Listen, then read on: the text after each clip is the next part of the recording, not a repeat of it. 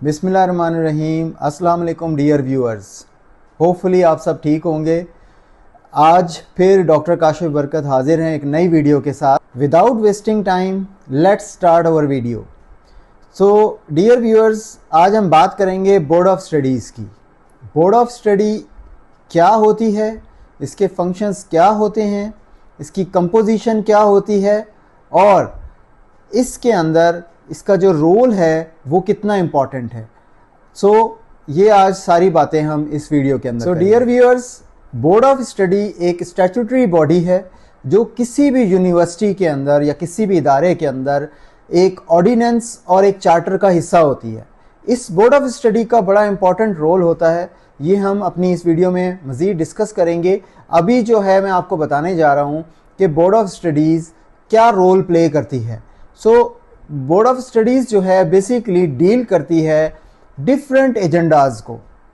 सो पहला एजेंडा जो है, अगर हम बात करें तो रिसर्च टाइटल्स की अप्रूवल्स, सुपरवाइज़र अप्रूवल्स, कोई करिकुलम रिवाइज करना है उसकी अप्रूवल्स, कोई डिग्री प्रोग्राम लॉन्च करना है उसकी अप्रूवल्स। सो ये सारे मैटर्स जो हैं वो बोर्ड ऑफ स्टडीज़ से लिंक्ड हैं। ना सिर्फ ये मैटर, आप डिफरेंट अदर मैटर्स को भी बोर्ड ऑफ स्टडीज़ में ला सकते हैं और ये एक बहुत बड़ी स्टैट्यूटरी बॉडी होती है जिसकी अप्रूवल मैंडेटरी होती है डिफरेंट चीज़ों के लिए।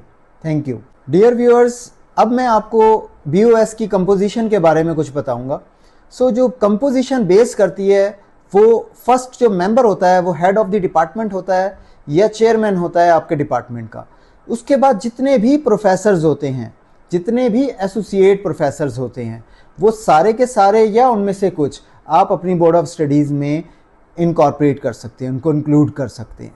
फिर उसके बाद हमारी नॉमिनीज़ होती हैं। नॉमिनीज़ जो हैं वो बेसिकली एक नॉमिनी जो है वो रेक्टर की तरफ से होती है या यूनिवर्सिटी के वाइस चांसलर की तरफ से होती है। एक नॉमिनी जो है वो एकेडमिक काउंसिल की तरफ से होती है और 3 नॉमिनीज़ जो हैं वो बोर्ड ऑफ गवर्नर्स या आपके डिपार्टमेंट या यूनिवर्सिटी के जो बोर्ड ऑफ गवर्नर्स हैं या chairman of the board of governors हैं वो जो हैं अप्रूवल्स देते हैं 3 नॉमिनीज़ की। डियर व्यूअर्स, अब मैं आपको बोर्ड ऑफ स्टडीज़ के फंक्शंस बताऊंगा। बोर्ड ऑफ स्टडीज़ एकेडमिक और रिसर्च मैटर्स को डील करती है और वो इंस्ट्रक्ट भी कर सकती है, मींस इंस्ट्रक्शंस दे सकती है, प्लस वो रिसर्च टाइटल्स हो गए, रिसर्च रिलेटेड चीज़ें हो गई, पब्लिकेशन रिलेटेड चीज़ें हो गई, एग्जामिनेशन रिलेटेड चीज़ें हो गई, सर्टिफिकेट, अगर कोई सर्टिफिकेट प्रोग्राम आप लॉन्च करना चाह रहे हैं, कोई डिग्री प्रोग्राम लॉन्च करना चाह रहे हैं, ये सारे एजेंडाज, इसके अलावा बेशतर एजेंडाज जो हैं वो आप अपनी बोर्ड ऑफ स्टडीज़ में इंक्लूड कर सकते हैं। डियर व्यूअर्स, अब हम बात करते हैं बोर्ड ऑफ फैकल्टी की। जैसे मैं पहले आपको चीज़ें बताई हैं बोर्ड ऑफ स्टडी से रिलेटेड, अब हम बात करते हैं बोर्ड ऑफ फैकल्टी की, जिसके अंदर मैं आपको बोर्ड ऑफ फैकल्टी की कंपोजिशन बताऊंगा और इसका रोल बताऊंगा। बोर्ड ऑफ फैकल्टी के अंदर सबसे पहला मेंबर जो है वो फैकल्टी का डीन होता है। उसके बाद सारे प्रोफेसर्स और एसोसिएट प्रोफेसर्स हो सकते हैं। ज़रूरी नहीं है कि सारे के सारे इसमें शामिल हो जाएं, आप स्किप भी कर सकते हैं। आप एक्सपर्टीज़ की बेसिस पे नॉमिनेशंस उसमें डाल सकते हैं। फिर आ जाते हैं एकेडमिक काउंसिल की एक नॉमिनेशन। कोई भी एक्सपर्ट आप एकेडमिक काउंसिल में डाल देंगे, एकेडमिक काउंसिल से ले लेंगे एक एक्सपर्ट। फिर आपकी नॉमिनेशन आ जाएगी रेक्टर की।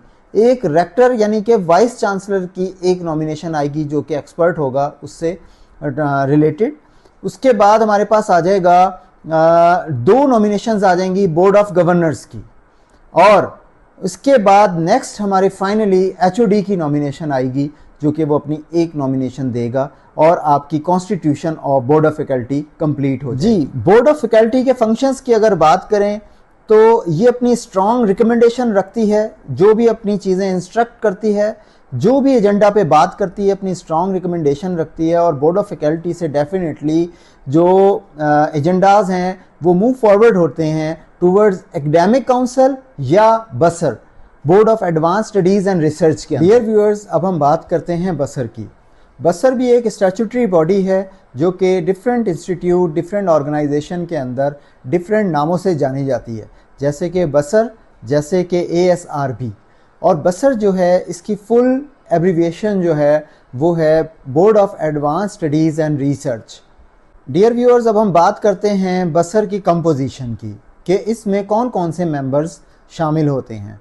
सबसे पहले आपके यूनिवर्सिटी के वाइस चांसलर जो हैं वो इसमें इंक्लूड होते हैं।